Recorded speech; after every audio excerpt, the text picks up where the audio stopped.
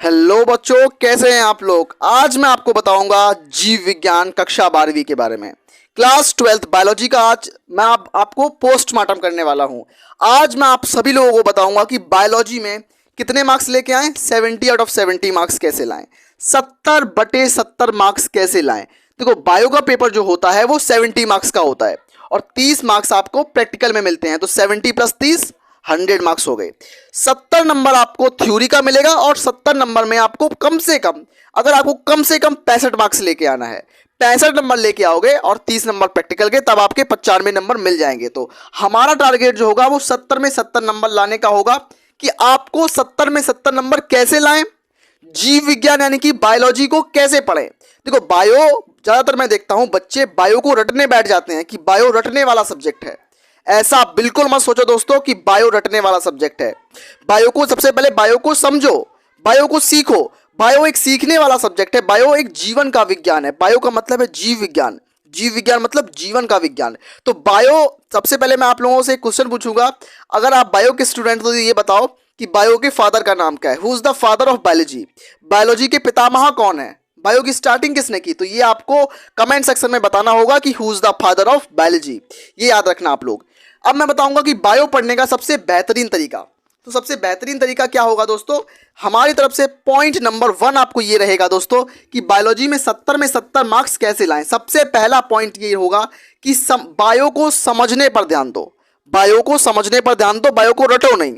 तो क्या हो, समझो, समझने पर ध्यान दो, समझने पर ध्यान दो, समझने पर ध्यान दो, समझने पर ध्यान दो। और दूसरी बात ये रहेगी हमारी कि बायो की एनसीईआरटी की लाइन बाय लाइन पढ़ो। बायो में, जीव विज्ञान में एनसीईआरटी लाइन बाय लाइन पढ़ो। दूसरा पॉइंट क्या होगा, NCERT line by line, NCERT line by line पढ़ो। कैसे पढ़ो, एनसीईआरटी लाइन बाय लाइन पढ़ो, एनसीईआरटी लाइन बाय लाइन पढ़ो। ये बहुत इंपॉर्टेंट चीज है क्योंकि बायोलॉजी में क्वेश्चन कहां से आते हैं दोस्तों, ये आपको पता करना होगा। और तीसरी चीज, सबसे जरूरी चीज, तीसरी चीज ये होगी कि बायो में पेपर प्रेजेंटेशन पर ध्यान दो। आप कैसे लिख के आ रहे हो अपनी कॉपी, वो ज्यादा जरूरी है। आप अपनी कॉपी को किस तरीके से एग्जामिनर के सामने लिख पा रहे हो, दैट इज मोर इंपॉर्टेंट चीज। तो ये क्या है, तीसरा नंबर पॉइंट, पेपर प्रेजेंटेशन, प्रस्तुतिकरण। आप एग्जामिनर के सामने कैसे प्रस्तुत कर रहे हो, तो पेपर प्रेजेंटेशन देखेंगे उसमें। पेपर प्रेजेंटेशन बहुत इंपॉर्टेंट है। पेपर प्रेजेंटेशन, पेपर प्रेजेंटेशन करने के बाद हमारा चौथा नंबर जो पॉइंट होगा, इंक्लूड डायग्राम्स। चित्र बनाओ, चित्र बनाना सीखो बायोलॉजी में। चौथा नंबर क्या है, चित्र बनाओ, चित्र आरेख बनाओ। चित्र बनाना सीखो, चित्र प्लस आरेख। आरेख मतलब फिगर बनाना सीखो, चित्र प्लस आरेख ये बनाना सीखो। मतलब क्या है, डायग्राम प्लस फिगर्स बनाना सीखो। डायग्राम बनाओ और फिगर बनाओ।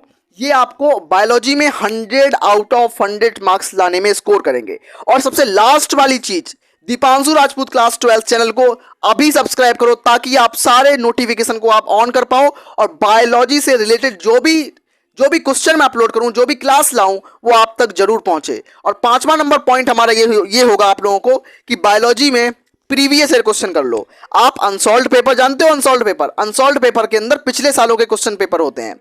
तो पांचवा नंबर पॉइंट यही होगा बायो में कि प्रीवियस ईयर मतलब PYQ, previous year question solve कर लो। कितने सालों के, 5 सालों के कर लो। तो बायोलॉजी में देखो, बायोलॉजी में क्वेश्चन बदलता नहीं है कभी। बायोलॉजी में क्वेश्चन सेम रहता है, बस उसको पूछने का थोड़ा तरीका चेंज कर देते हैं। क्योंकि बायो में तो कोई सवाल थोड़ी आएंगे तो डेटा चेंज कर देंगे। डेटा वही रहेगा, क्वेश्चन वही रहेंगे, एनसीईआरटी वही है, सवाल वही आएंगे। तो बस आपको पिछले सालों के क्वेश्चन पेपर तैयार कर लेने हैं कि पिछले सालों में कैसे क्वेश्चन आए हैं और इस बार कैसा क्वेश्चन आ सकता है।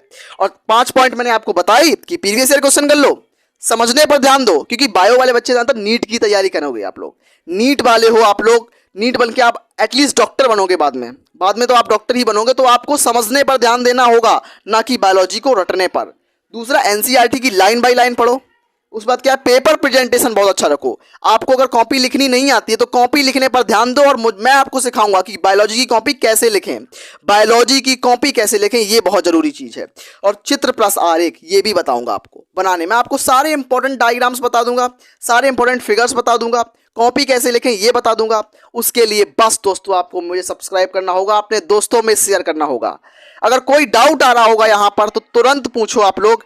तो मैं आपको ये भी बता दूं, आपका अपना सिलेबस पता है आप लोगों को? क्या आपको सिलेबस पता है या नहीं पता? अगर नहीं पता तो मैं आपको सिलेबस नेक्स्ट वीडियो में बता दूंगा।